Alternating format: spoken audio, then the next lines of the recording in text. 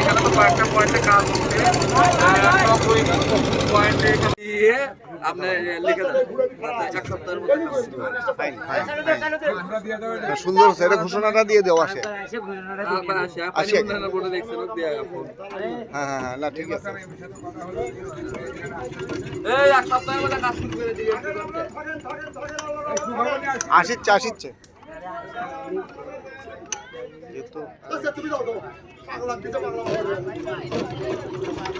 আসলে আপনারা জানেন এখানে পাশে শ্মশান ঘাটি রয়েছে, মাদ্রাসা রয়েছে, এগুলো স্কুল রয়েছে এবং এলাকাবাসীর অনেক জমি রয়েছে।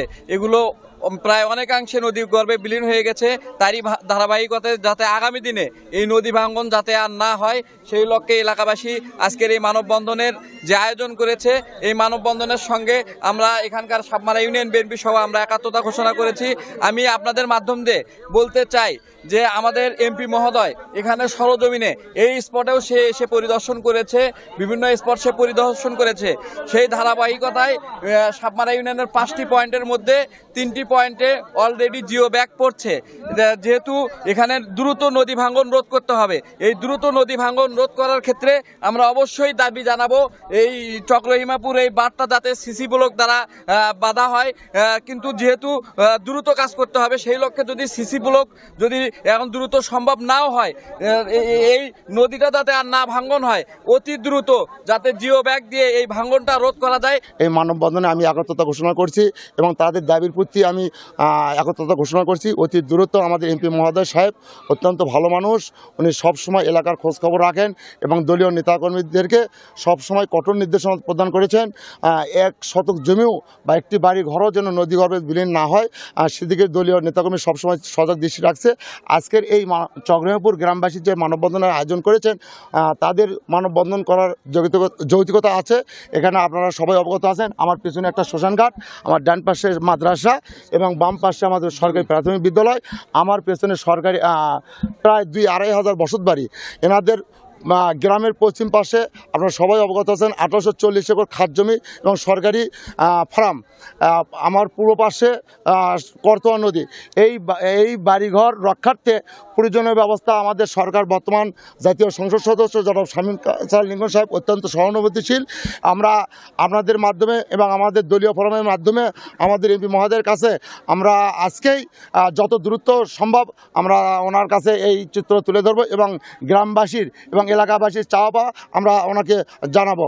এই করতোয়া নদীর আজকের যে মানববন্ধন কর্মসূচি পালিত হলো, এই পালনের মধ্য দিয়ে আমাদের এখানে আমাদের যে নদীগুলো বিলীন হয়ে গেছে, এই করতোয়া নদীর দুটো সবচেয়ে বড় বিষয়, সেটা একটা বাঁধ বিলীন হয়েছে, একটা মাদ্রাসা ইত্যাদি মাদ্রাসা, আর একটা শ্মশান বিলীন হয়ে গেছে, আর একটা সুইচ গেট। এই এখন আমাদের যে শ্মশান এবং প্রাইমারি স্কুল এবং মাদ্রাসার যে অল্প কিছু জায়গা আছে, এটাও করতোয়া নদীর গর্ভে চলে যাওয়ার সম্মুখীন।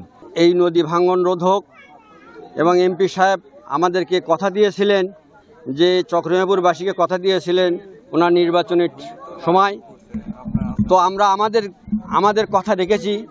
ওনাকে আমরা যথেষ্ট ভোট দিয়ে, সর্বোচ্চ ভোট দিয়ে আমরা ওনাকে এমপি নির্বাচিত করেছি।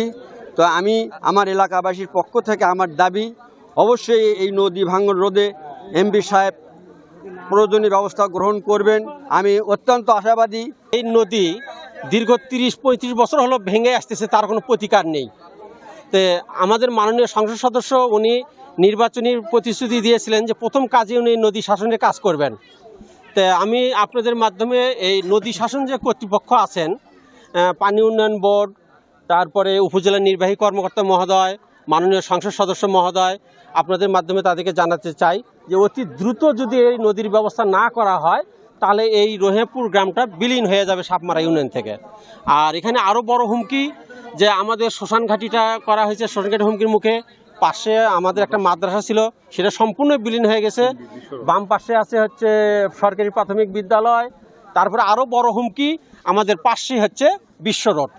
এই রোডটা আরও যোগাযোগ ব্যবস্থা একবার হুমকির মুখে পড়ে যাবে যদি অতি দ্রুত যদি এই নদী শাসনের ব্যবস্থা না করা।